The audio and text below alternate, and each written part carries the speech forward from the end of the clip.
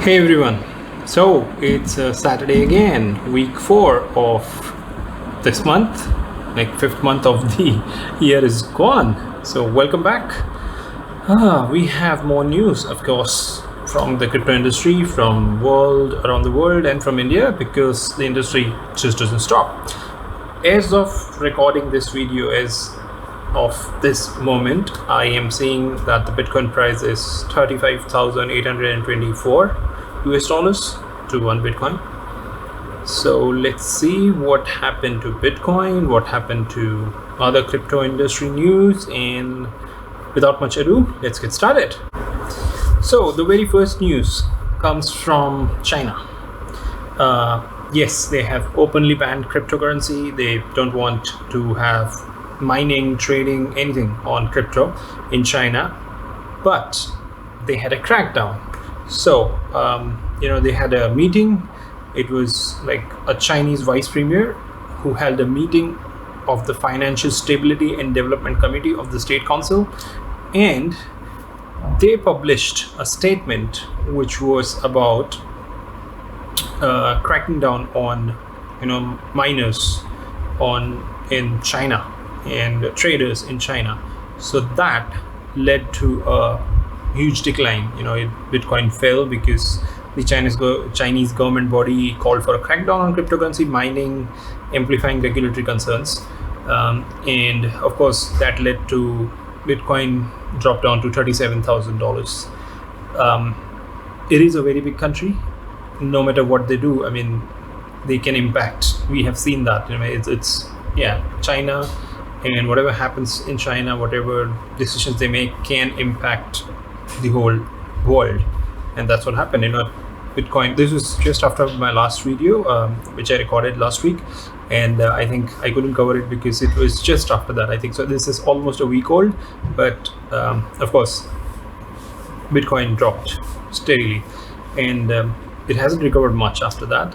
Also, there are news which I've been following up, leading up to this video, that Bitcoin could go to as low as 20k again. So it was 20k in December, and it can go to 20k, but there is a strong sentiment and trust in cryptocurrency, and mostly bigger companies, investment groups like Grayscale and stuff are still buying the dip. So they are holding, they are in for a long term, and that is a good news for the industry as a whole, that the big financial institutions truly believe in the power of crypto, and they are still buying the dip. So that, and that of course is would be the second news, but coming news I think I've covered. Yes. So there's another news which is covered on Cointelegraph, that Bitcoin nosedived, but institutions held fast. So they are in for the long haul, and sorry, and that is a positive news for the industry, right? that people have trust in Bitcoin and crypto as a whole, and it's just that the bigger companies like institutional investors, they are still holding Bitcoin, and they are still buying the dip. So that's again another big news of the week, that in spite of having, people might lose some trust, but it's just the volatility is there in the market. Everyone knows crypto market is hugely volatile, but institutional investors are buying and collecting more crypto and especially Bitcoin, so they are always waiting for okay. it is funny how I have, there's a name that I'm reading in this news, Freddy, who's of course German, and I have a friend by exact same name, so I have to find out if that's my friend. It says any block analytic GmbH, so it's a German company. GmbH's co-founder and chief data officer, Freddy. I have to look it up if this is the same Freddy I know. I know him from Australia, and of course if it's the same guy, it would be funny. I'm reading this news and I know Freddy is, so I have to get in touch with him. It's been a long time I haven't had a chat with Freddy, but let's see. So this is good news. Maybe it's my friend Freddy. Also, Sweden, one of the Nordic countries, is making a big fast move to launch its own CBDC, central bank digital currency. I am forgetting the acronyms myself, but central bank digital currency. And the first trial is the experimentation with it's a Riksbank and Handelsbanken, a retail bank chain in Sweden. So they are already going live with this. Banking. The trials are going live with banking participants, which just shows that they're really serious about this.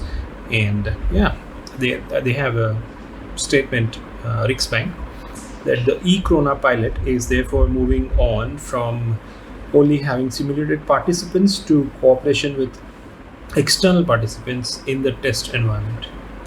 And the experimentation will involve participation between Riksbank and Handelsbanken, a retail bank chain based in Sweden. So at least one Nordic country is really looking to fast track this and have their own CBDC sometime soon.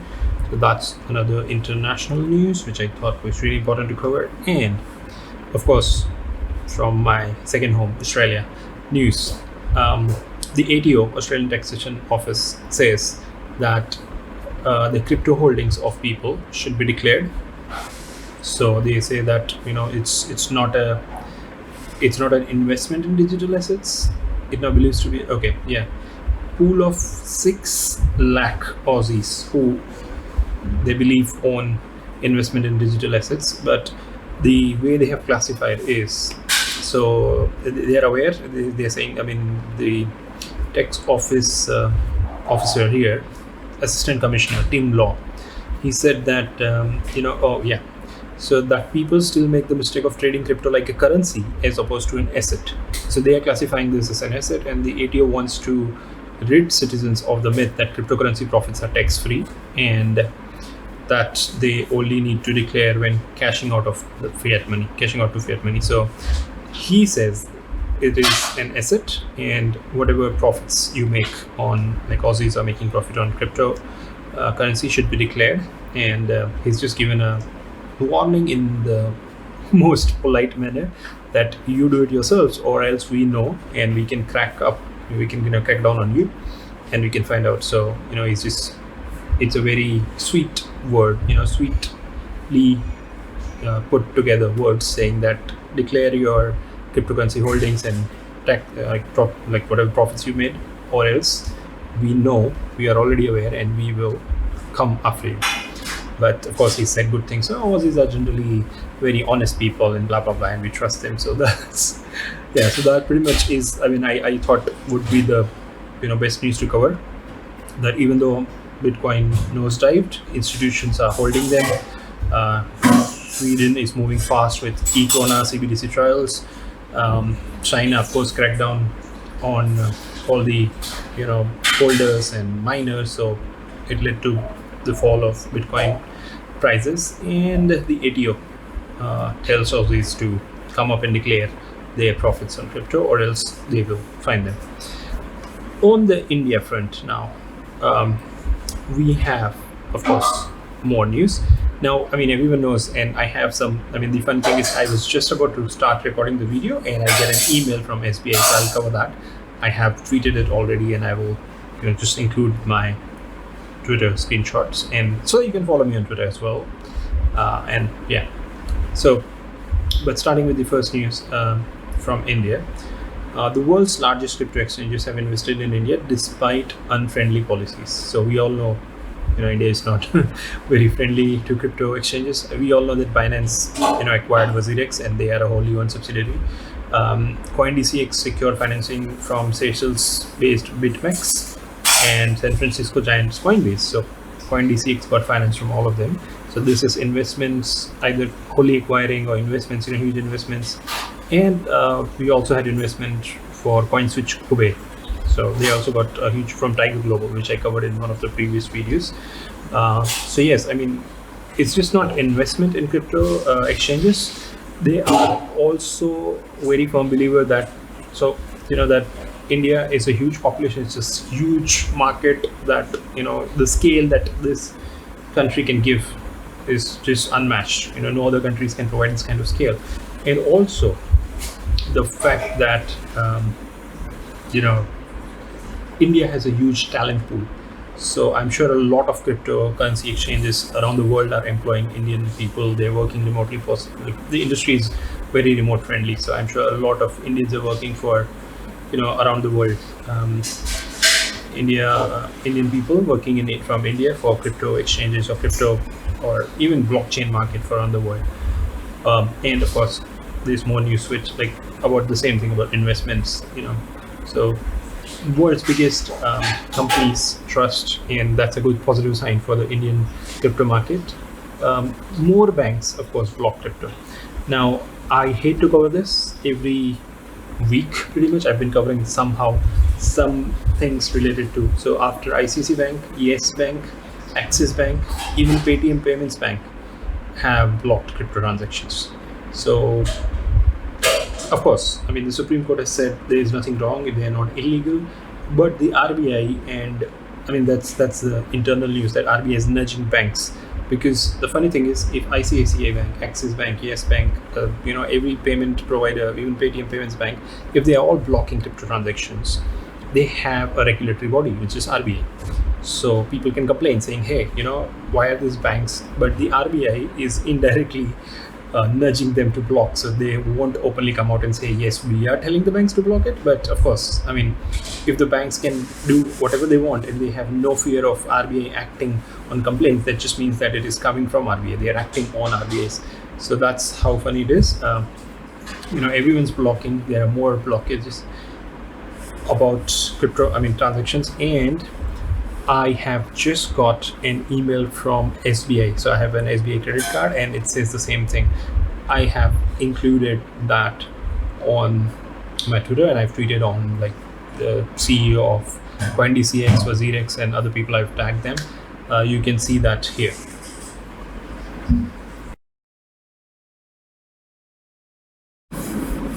Also, I have an email from MobiKwik where they are showing that they are very friendly, crypto friendly, and you can invest through them. That tweet is also, I have the email screenshot which is included in the Twitter, and that you can see here.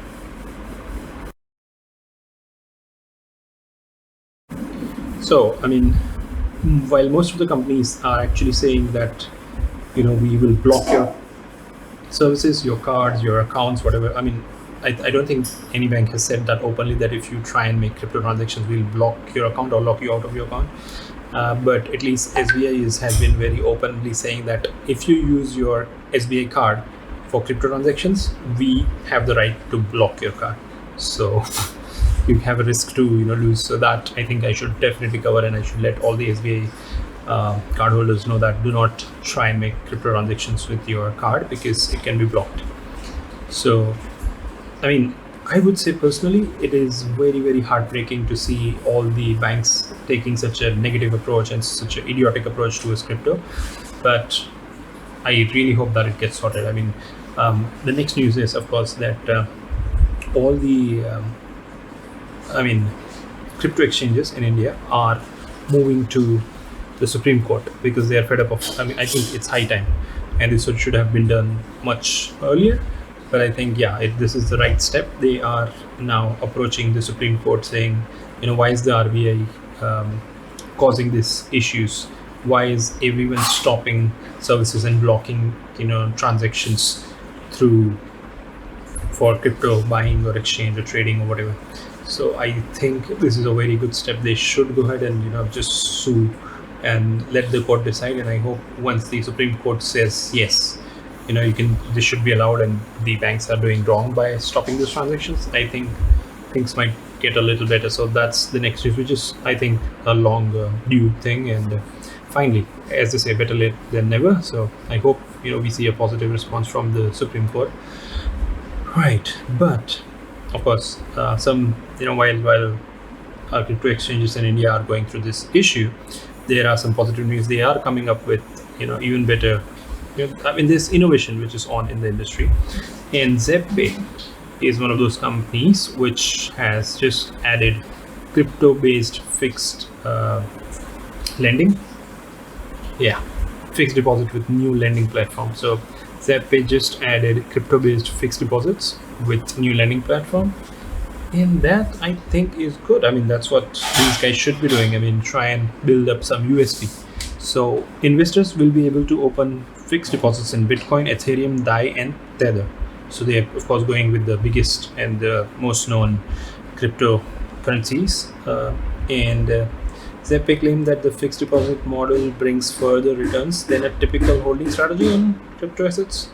So, of course, I mean, this is great. And I mean, that is ZebPay is based out of Ahmedabad, the city I live in. So I belong to. So it's so good to see, you know, Ahmedabad-based crypto exchange ZebPay has launched ZebPay lending platform. So good on you, ZebPay. I mean, great. I am really happy to see that, you know, they're working on innovative ways of in the industry, getting new things. And yeah, let's see how, you know, this helps them grow, or you know, how much people accept and, you know, have fixed deposits in crypto. So, but yeah, I'm really happy that we're seeing some innovation despite all the problems. And of course, the last news from India is this guy, billionaire Mark Cuban. He just invested. So again, you know, great news for Indian crypto industry that people around the world, billionaires, investing in Made-in-India Polygon crypto. So Polygon, or homegrown blockchain technology firm Polygon, received a sizable investment from US-based billionaire entrepreneur Mark Cuban in lieu of his tokens. So Sandeep Nailwal, the founder, I mean, if the news that I'm reading, he has just tweeted, and of course the official Twitter account of Polygon also tweeted that Mark Cuban is one of the latest investors they've got. So, which is great news. I mean, this particular, you know, Polygon is getting amazing amount of exposure, and I think it's great news. I mean, it just shows that around the world, not just financial institutions, biggest companies, crypto exchanges, but even people like billionaires, Mark Cuban and more, are very positive about, and they trust the Indian cryptocurrency scenario and ecosystem. And I hope we really have a situation and an ecosystem which is flourishing, which I always include in all of my videos, instead of you know, all the problems that we're facing. So because even I mean, personally going through certain things that I would love to, if you know, the crypto industry in India is sorted, it has no issues, you know, of this whatever we are facing, whether it's payments being blocked, transactions being blocked, or anything. I mean, if we have an open and developing ecosystem of crypto in India, I would love to, you know, dabble into a lot of things which I cannot right now, just because I'm holding, you know, off, because there's no certainty, there's no guarantee if things can work, things will work in India. So I think as Indians, we are losing out a big opportunity, a massive opportunity, which could be beneficial for everyone. I mean, this ecosystem would help a lot of people. And this is something new, this is something innovative, and innovation should be embraced, not tried to be blocked. What, you know, the government and the banks and the financial institutions are doing, I don't know if it's just a fear of them losing out to these guys, because it's the whole decentralized finance industry going up, and banks might lose, you know, and people might shift to crypto. But I don't know what the reasons are. But it's high time that they have some clarity as to what they want to do with this, because there's a lot of ambiguity right now, and it's not helping anyone. It's just, it's a huge country. There's a lot of people who are invested, and it would help everyone to get that clarity about what the government wants to do with the industry. So I think that's about it. Again, a bit of ranting, but pretty much that's it. Thank you for, you know, staying for such a long video. It's almost 20 minutes. I didn't want it to be that long, but I have still covered just the biggest news that I consider would be, you know, really affecting. So there's a lot more news, of course, and I try to get the biggest ones. If you've not subscribed to the channel yet, please do that, and look forward to even more amazing news, which I will keep bringing to you guys. And yes, that's it. Thank you very much for staying through the end, and I look forward to seeing you, a lot of you, in the next video. And not just crypto ones, but I cover other topics as well in technology and gadgets. And yeah, look forward to having you, and, you know, more subscribers interacting with you. You can leave comments, you can subscribe, you can reach me out on my social channels, and I would be happy to answer more questions if you have. So thank you very much. See you next Saturday.